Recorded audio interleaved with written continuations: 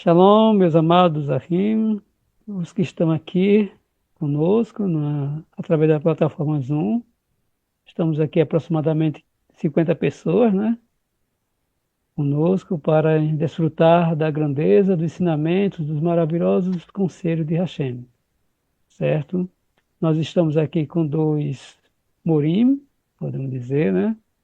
O Rosh Nakidon e o seu assistente Hevrot Eliezer, para então transmitir a primeira aliá da Parashá Toledot, gerações. Hoje, 25 de Heshvan, de 5.786, para o calendário hebraico, né? Para o gregoriano é dia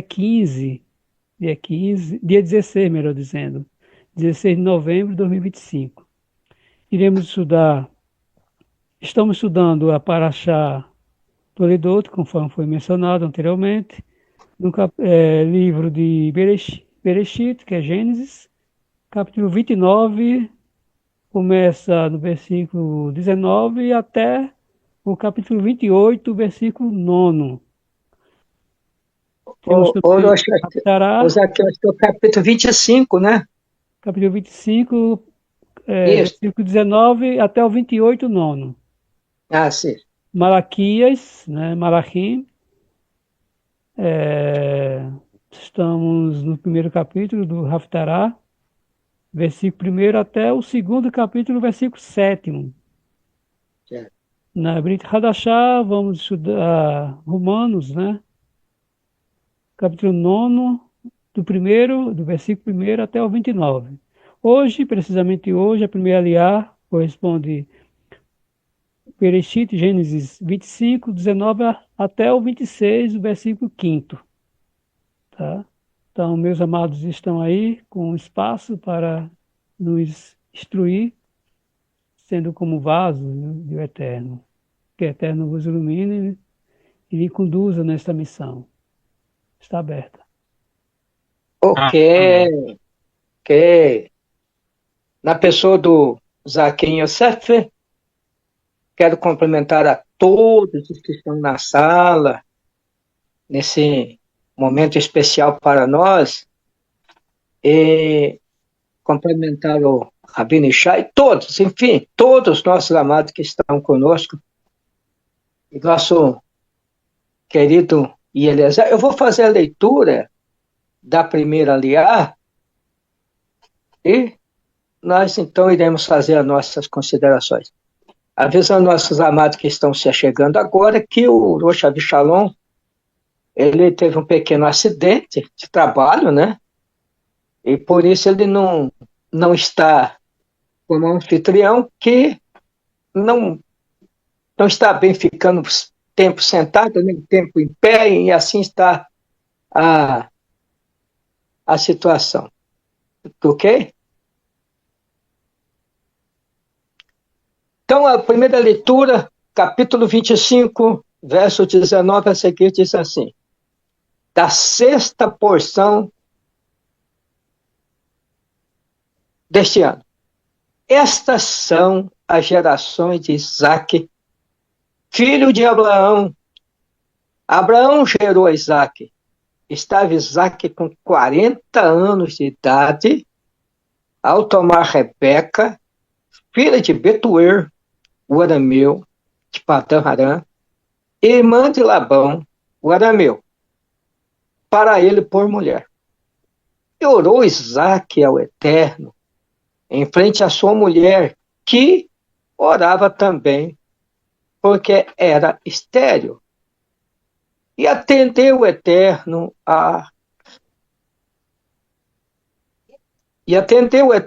e concebeu Rebeca, sua mulher.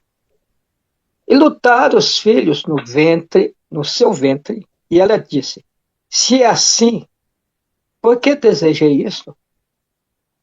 Eu? E foi consultar o Eterno.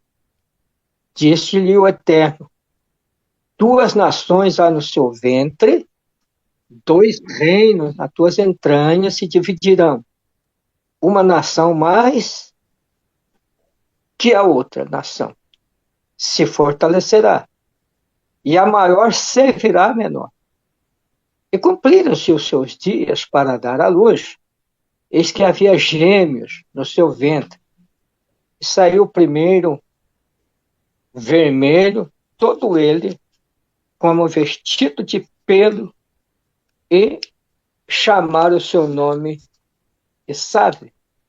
Depois saiu seu irmão, e a sua mão agarrava o calcanhar de Esaú, e chamou o seu nome Jacó. Estava Isaque com 60 anos de idade ao dar à luz Rebeca a ele. E cresceram os moços, e foi Esaú perito, caçador, homem do campo, e Jacó, homem íntegro, que habitava em tendas. E gostava Isaque de Esaú, porque comia da sua caça. Rebeca amava Jacó, e cozinhou Jacó um guisado, e veio Esaú do campo, ele estava cansado.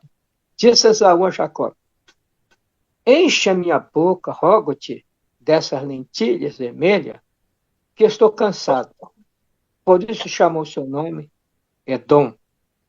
E disse Jacó: vende-me como o dia claramente a tua primogenitura a mim. E disse Esaú: eis que caminho para a morte, e para que quero a primogenitura? Disse Jacó: jura-me como o dia. E jurou-lhe, e vendeu a sua primogenitura a Jacó. E Jacó deu a Esaú pão e cozido de lentilhas, e comeu e bebeu. Levantou-se e foi-se, e desprezou Esaú a sua primogenitura. E houve fome na terra, além da primeira que houve nos dias de Abraão. E foi Isaque a Gerar, a Abimeleque, rei dos filisteus. E apareceu-lhe o Eterno e disse: não desça ao Egito.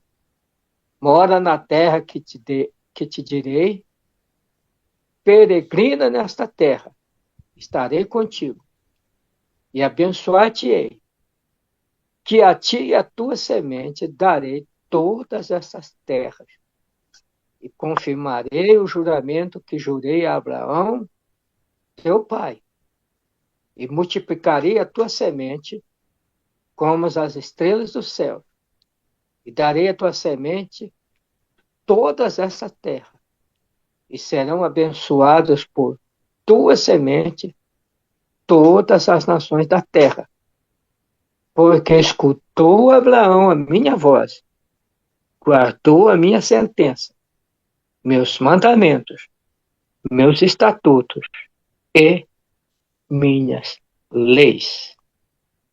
Bom, conclusão da primeira aliá, e nosso querido Eliezer, suas considerações, meu.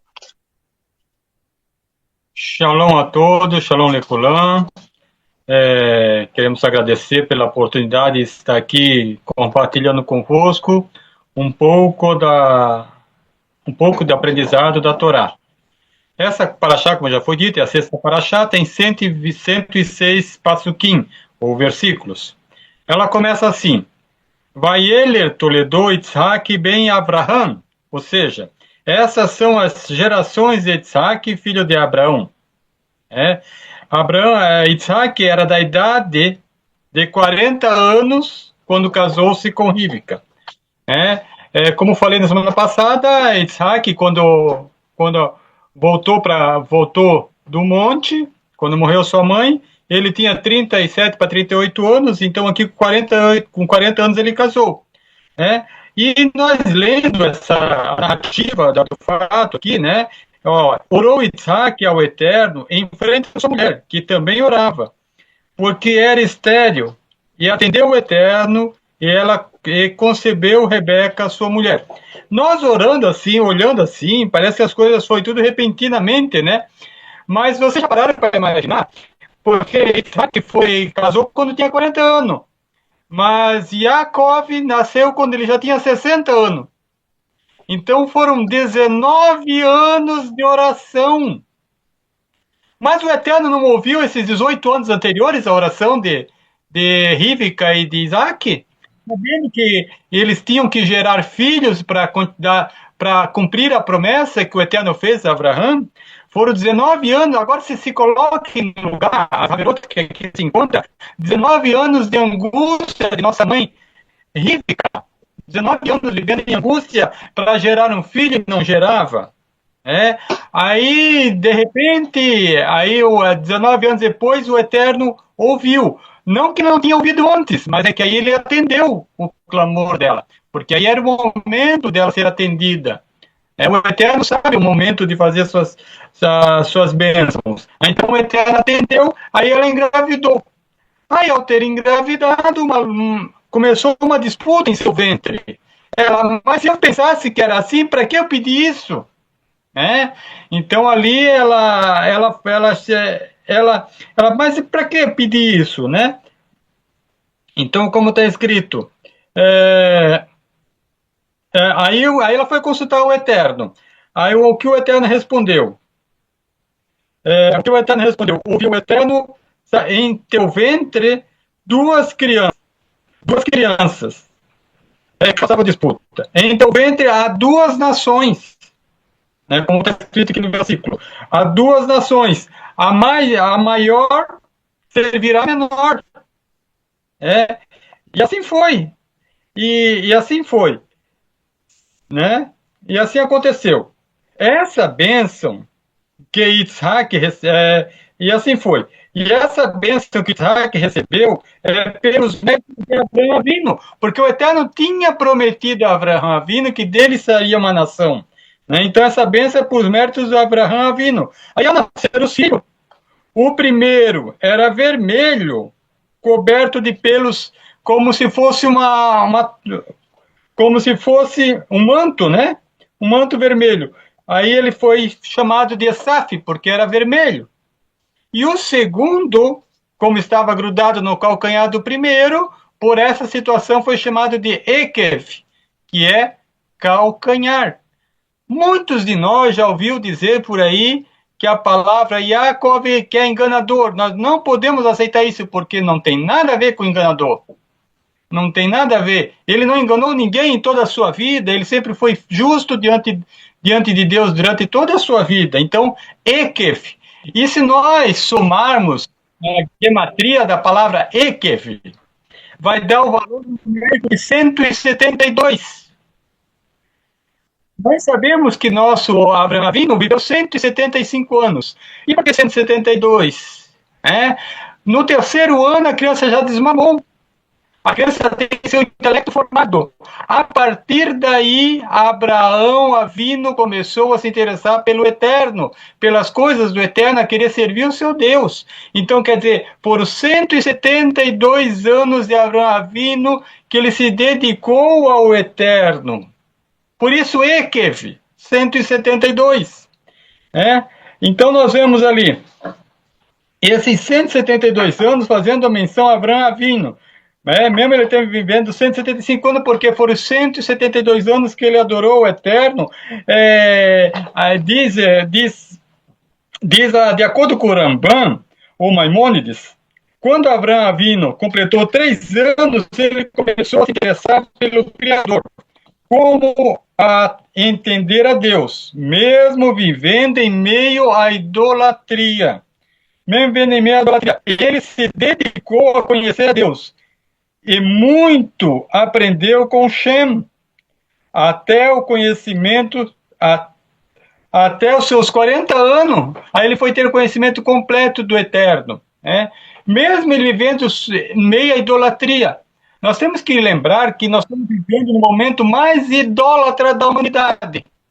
No momento mais idólatra aqui do Oriente, aqui do Ocidente. É o momento mais idólatra que tem. Nós temos que educar nossos filhos de acordo com a Torá. e tirar o paganismo da mente deles. Nesse período é comum as crianças fazerem cantatas de Natal, homenagens e tal. Nós não podemos deixar nossos filhos assimilar essas crenças pagãs. Nós temos que ensinar nossos filhos a Torá, tirar eles desses paganismos, mesmo vivendo em meio à idolatria, não sendo idólatra. Porque Abraão Avinu viveu em meio à idolatria, mas não foi idólatra, né?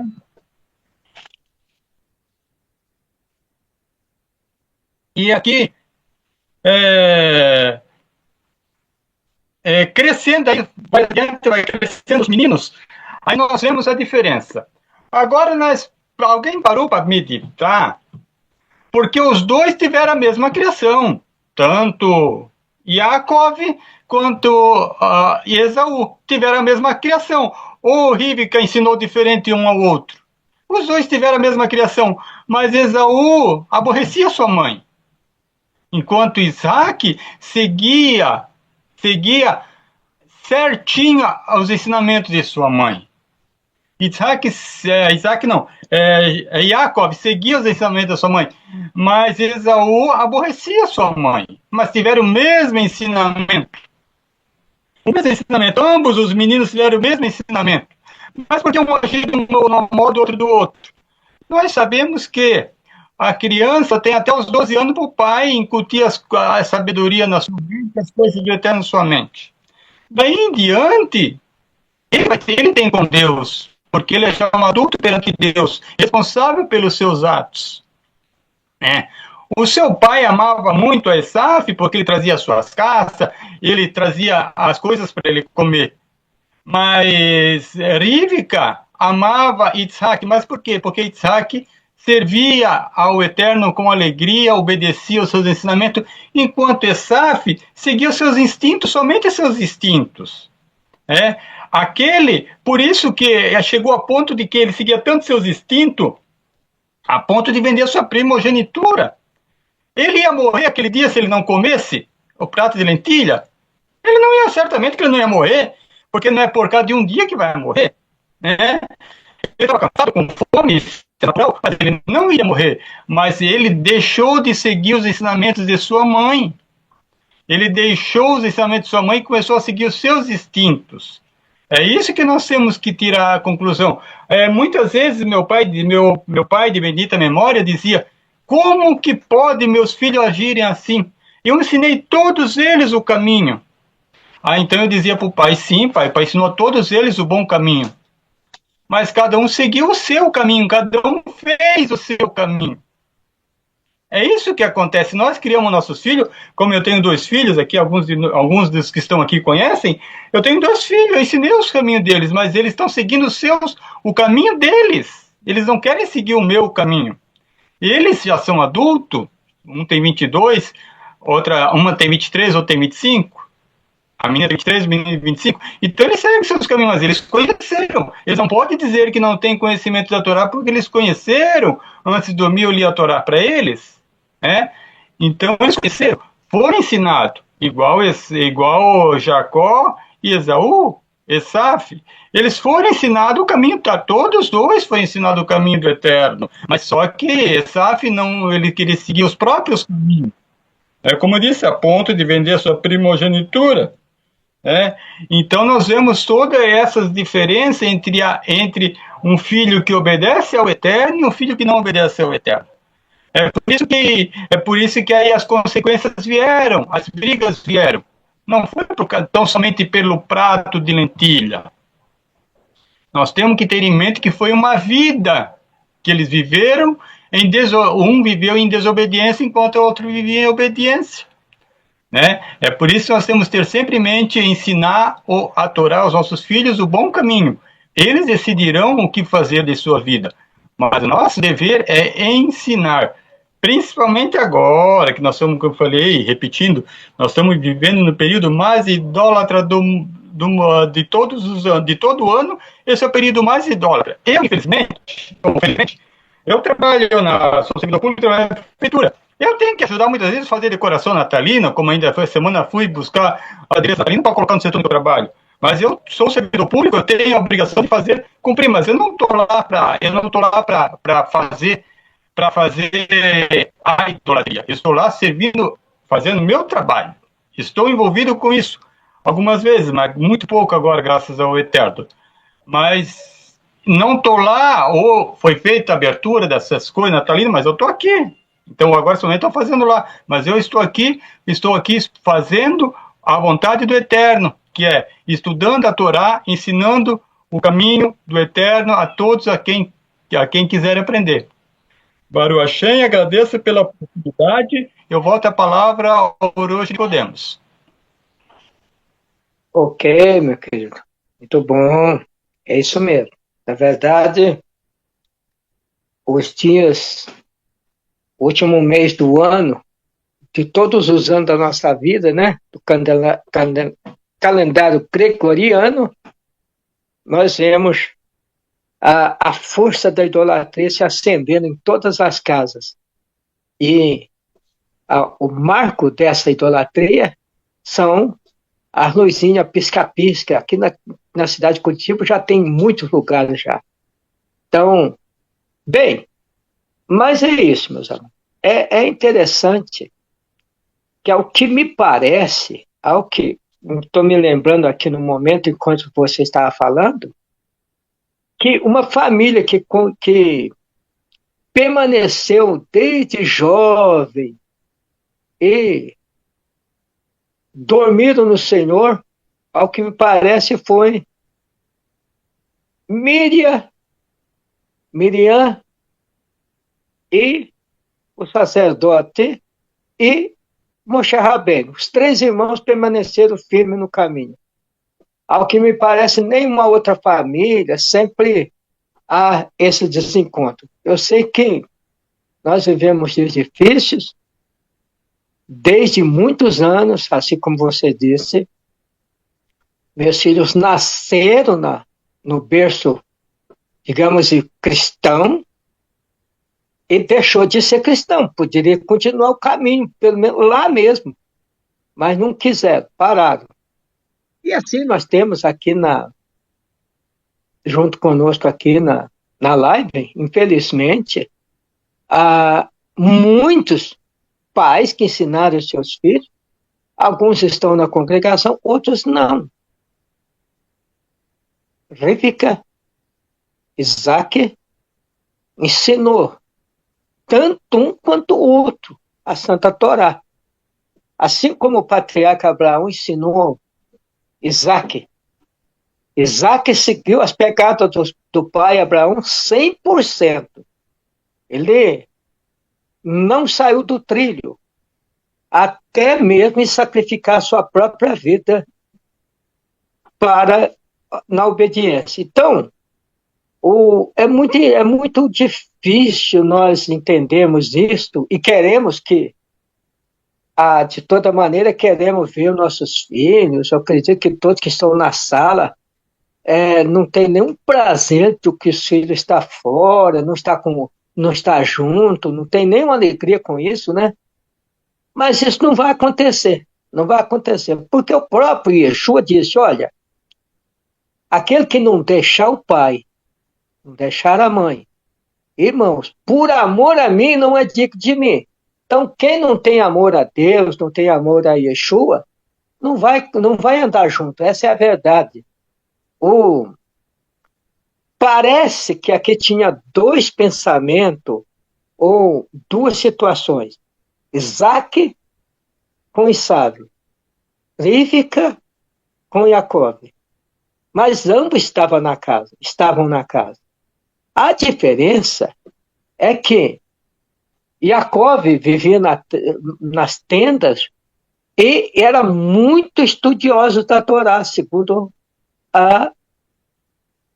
o que nós sabemos de informações pelos sábios, ou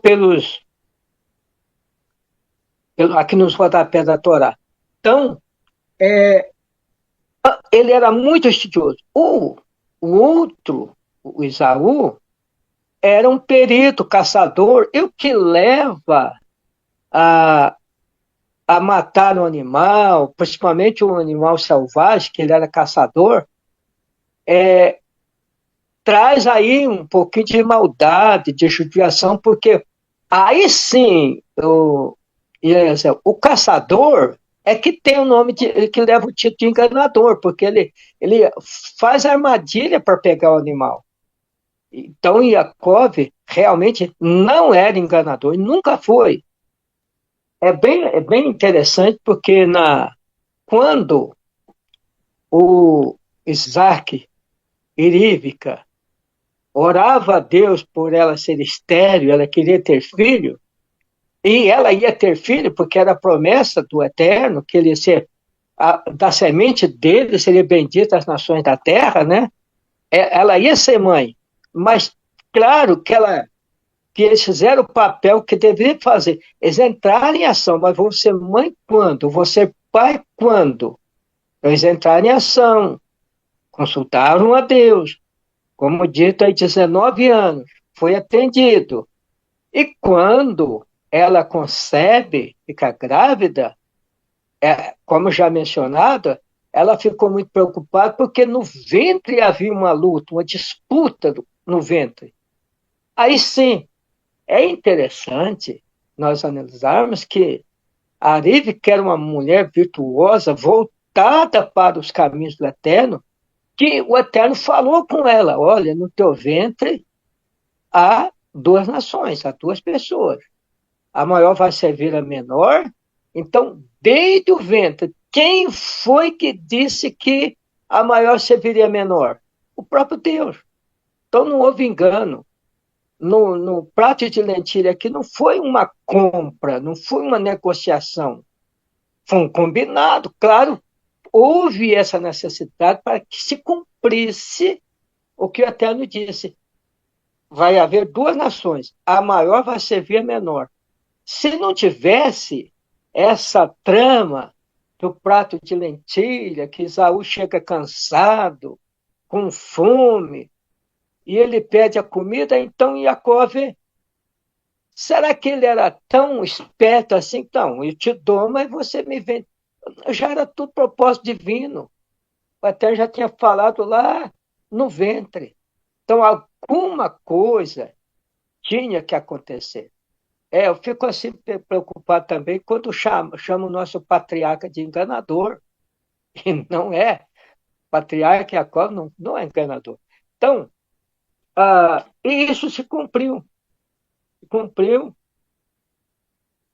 E o que me chama a atenção também é que Isaac seguiu todas as pegadas do patriarca Abraão e, numa única paraxá, resume toda a história de Jacó, ou de Isaac, aliás. Resume toda uma história de uma longa vida, que ele viveu mais tempo que o patriarca Abraão, né?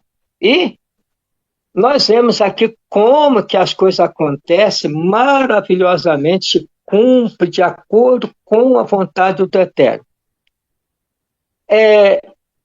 Parece que dá esse entendimento na família que a mãe ou o pai goste mais de um filho do que o outro, parece que dá a se entender. Mas por que Isaac gostava do filho? Eu não acredito que era por causa do prato de comida. Eu não acredito. Está escrito assim, mas eu não acredito. Acredito porque ele deveria ter uma preocupação com ele, porque ele estava no campo. Ele estava mais distante. O Jacob estava ali perto, na tenda, estava sempre ali junto. Faz lembrar do filho pródigo, quando chega no pai e diz: meu pai, dai-me a minha herança, eu vou embora. Será que o pai ficou satisfeito com aquela situação? Não ficou. E o filho que ficou em casa, tranquilo, quando aquele filho retorna, que vocês conhecem muito bem a história do filho pródigo, quando ele retorna, o filho que estava em casa não gostou muito, né? Não ficou muito satisfeito, porque o pai fez uma festa, fez um banquete. E é difícil nós entendermos essas coisas, mas fazer um banquete para quem gastou toda a herança lá no mundo, nas bolotas, na vida, na vida, na fanfarra, como dizemos no mundo de hoje, na farra, e o outro ali em casa tranquilo, não tinha festa, não tinha banquete, tinha nada. Mas ele não percebia que ele tinha tudo. Ele não precisa levar de banquete, ele tinha mais do que um banquete. Então, quando o filho retorna, o pai faz aquele banquete, faz aquela festa, e ele não ficou muito bem. Como nas palavras de alguns lugares do Brasil, uns falam que ficou zangado, né? Não sei na região do Nordeste como é que fala, mas aqui no Sul, na nossa região, ele ficou bravo. Ele não gostou, mas em algum lugar ficou zangado, né? E aí chega então o pai e disse, olha, meu filho, não, esse teu irmão estava perdido. E ele voltou. Você está aqui, meu filho. Tudo que tem aqui em casa é seu, meu filho. Já não era do outro, porque o outro já tinha pegado a herança. Então, é bem isso. Então, o Esaú era aquele homem do campo. Ele estava mais distante. E o Isaac, e o Jacó, o estudante, aquele que estava sempre pronto, perto, junto com o pai, junto com a mãe, seguiu com mais cautela, com mais cuidado os ensinamentos do pai, da mãe, e a prova disso é que Esaú já começou a ser mesmo trapaceiro, casando com as mulheres estranhas, e não esperou uma ordem do pai para que ele casasse entre a família, como começou com Isaac, né? E conta com o cuidado que Abraão teve com Isaac, e ele não esperou o Isaac ter esse cuidado com ele. Ele foi amontoando mulheres na sua casa, até o ponto de chegar com a terceira esposa, e isso desagradou muito o pai Isaac. E as consequências foi se acumulando, e através da bênção da primogenitura, do orvalho que Isaac abençoou a Jacó, aí Esaú ficou todo zangado querendo matá-lo. E ele precisou, aí está nas alinhas seguintes, eu não vou entrar nesse detalhe para não atrapalhar a sequência dos mourins que vão fazer a live, terça e quinta-feira, mas foi assim que aconteceu.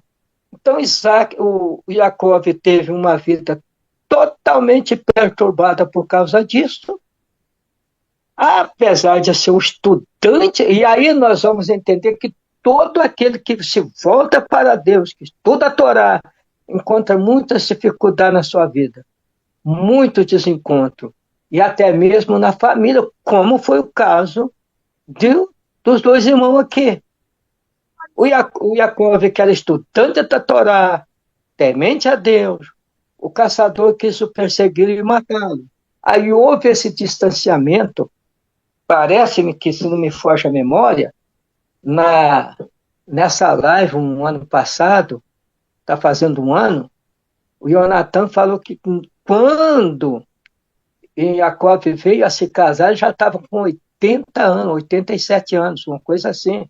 Então, ficou muito tempo nessa trajetória até chegar para Padan-Aram.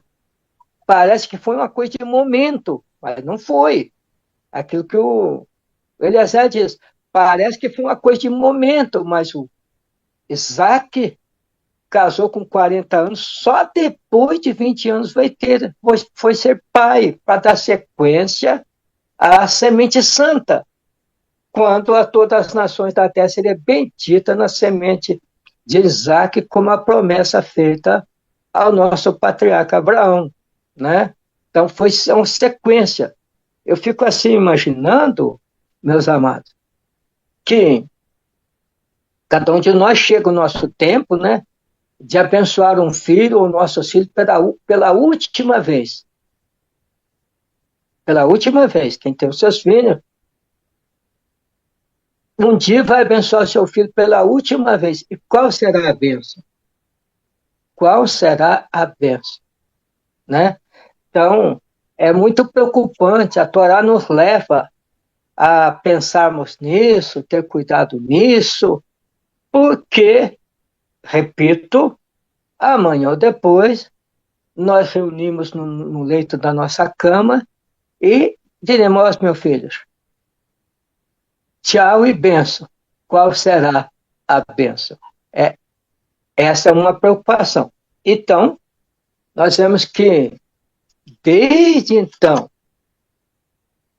patriarca Abraão abençoou Isaac, uma bênção maravilhosa.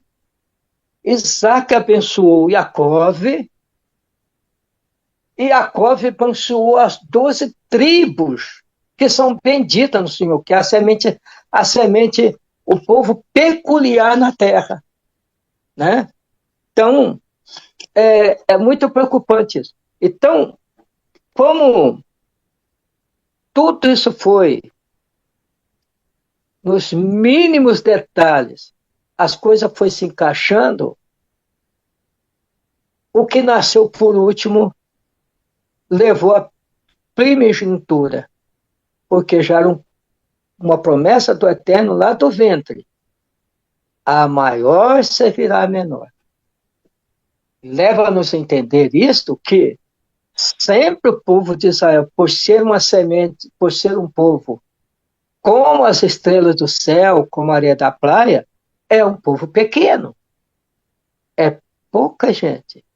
Eu conversava com um amigo hoje, lá na sinagoga, nós estávamos fazendo um pequeno serviço lá na sinagoga, preparando para o congresso, que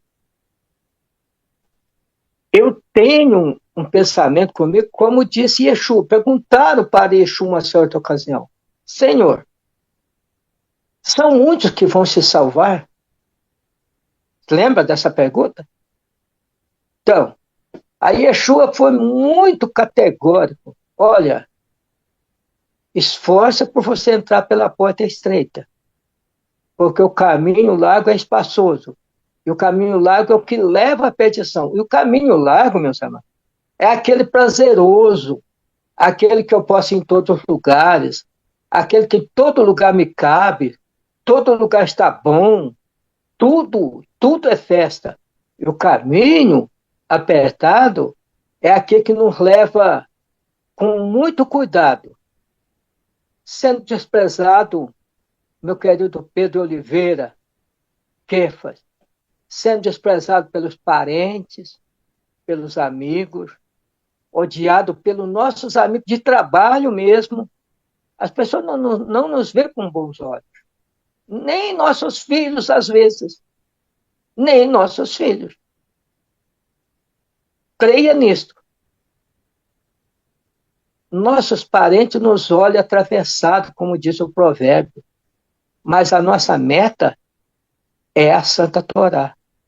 A nossa meta é fazer a vontade do Eterno, fazer como terminou aqui essa leitura aqui, a primeira aliá, que ela terminou com essa chave aqui, ó, quer ver? O verso 4 do capítulo 26 diz assim, multiplicarei a tua semente como as estrelas do céu, e darei a tua semente todas essas terras, e serão abençoadas por tua semente todas as nações da terra. Por quê? Verso 5, preste atenção. Porque escutou Abraão a minha voz, guardou a minha sentença, meus mandamentos, meus estatutos e minhas leis. Essa é a meta. A meta daquele que quer servir o Eterno, que quer fazer a coisa certa, que quer andar no caminho reto, até eu sempre vejo que a pessoa, nós mesmos falando, né, que quando me ajuda aí, os judeus são... Povo de Dura serviu? Hã? Dura serviu? Não. É outra palavra. Mas o que guarda os mandamentos de Deus é aqueles São que radicais. não, os ortodoxos. Não, os que guardam os mandamentos do Eterno, isso é ortodoxia, caminho reto. Sim, caminho reto. Reto. Então, aquele que guarda os mandamentos do Eterno nosso Deus é ortodoxo, é caminho reto, que faz o que é certo. Então, um judeu ultra-ortodoxo. Não, nós somos aqueles que guardam os mandamentos de Deus, é o caminho reto. É isso que nós buscamos. Esta é a nossa meta. Foi a meta do Yaakov, o grande patriarca, o pai das 12 tribos, da onde surge o nosso povo, da qual nós fazemos parte, certo? E aí, Zaqueu Yosef, essas são minhas considerações por hoje, meus sinceros agradecimentos a todos, aí o meu recruta, aí o Eliezer, um grande abraço a todos e desde já uma boa noite, um bom descanso com a Shekhinah Hashem para todos. Amém. Amém. Amém. Baruch Hashem. Muito obrigado, meus queridos. A vossa participação foi essencial. Certamente o Eterno lhes conduziu, lhes conduziram, né? E nos trouxe ricos ensinamentos, né? É importante, muito importante para a nossa vida, certo? Eu que só quero acrescentar algo brevemente aqui. O que aconteceu na vida de Isaac aconteceu também com seu pai, com o nosso pai, Abraão. Pois é. Né? Assim como eles não tiveram filho, né? Passaram anos, 20 anos aí esperando, orando, e Abraão também estava na mesma situação. Só que ele teve uma experiência transmitida do pai de não tomar uma outra mulher, né? Para através dela ter um filho. Ao invés disso, eles oraram, né? Com persistência e o Eterno eles atenderam, né? Outra coisa que aconteceu também, repetindo, é a história dos dois filhos, né? Assim como Abraão teve Ismael e Isaac, nós sabemos, partiu para a idolatria, né? No caso de Ismael. Na semelhança de Esaú. Esaú também, ele enveredou pelo caminho da idolatria, né? E ambos tiveram o intento de matar o mais novo. Tanto Ismael, né, isso diz a tradição, que aquela risada que ele deu, uma risada, diz que ia lançar uma flecha contra o mais novo, né? Porque ele queria ter direito à primogenitura. E agora a gente vê, nós iremos ver, na verdade, né, futuramente aí o Esaú na tentativa de matar o seu irmão mais novo por conta justamente da herança. E o terceiro acontecimento sobre a questão da fome, assim como aconteceu nos dias do patriarca Abraão, né? pai Abraão, aconteceu também com Isaac. Só que ele não seguiu o caminho do pai de sair da terra de Canaã para entrar no Egito. Até interessante, Zaqueu, porque foi o único patriarca que viveu na terra natal. Exato, permaneceu. E também dos três, Isaac e a Rivka, né, tiveram uma vida mais tranquila, em termos mais sossegada. Internamente falando, né, entre os dois, certo? Só teve essa incidência acerca dos dois meninos, dos dois filhos, né? Tá? Então, isso quer dizer o quê? Os fatos poderão acontecer com os filhos, mas a decisão não quer dizer que iremos tomar as mesmas decisões de nossos pais. Sim. Certo? Então, acontece, muitas vezes, por experiência, né, alguma decisão que foi não pensada, né, de forma, podemos dizer, precipitada, E nossos pais, no caso de Iaco, de Abraão, transmitiu isso para Isaac, ensinou a ele, né, para não tomar os mesmos caminhos, né? Assim também como, por exemplo, eu, né, e muitos de vocês ensinaram coisas para os seus filhos, né, nossos filhos, pegando geral, passando Sim. para ele a experiência, para ele também não tomar decisão à semelhança da nossa. É, Porque eu comecei, por exemplo, eu comecei a trabalhar com 8 anos de idade, 8 anos, ainda criança. E eu ensinei meu filho a não seguir o mesmo caminho, né? Eu priorizei, me esforcei para que ele se dedicasse ao estudo, se dedicasse ao estudo, ter o seu emprego e sua família. Não fazer o inverso como eu fiz, tá? Eu não vivi, não tive uma vida de criança, diferentemente do meu filho. Então é um exemplo, né? Eu acredito que vocês também têm a história de vocês, certo? É importante os pais contar as suas histórias, trocar experiência com seus filhos, tá? Contar como foi a sua infância, as decisões que tomaram, né, que não foram boas, para que eles aprendam isso aí, certo? É muito importante o que a Torá nos ensina, né? Certamente Abraham ensinou a Isaac, né? Teve muitos ensinamentos, além de mandamento, mas também transmissão de experiência, que é importante, certo? Isso é essencial para nossos filhos, ok? Né? Sobre casamento também, né? Muitas coisas podemos transmitir para nossos garotos, né? Podemos dizer, nosso legado, transmitir o nosso legado para eles, tá? Então, agradeço muito a vocês e vamos então aqui concluir, né, o nosso trabalho.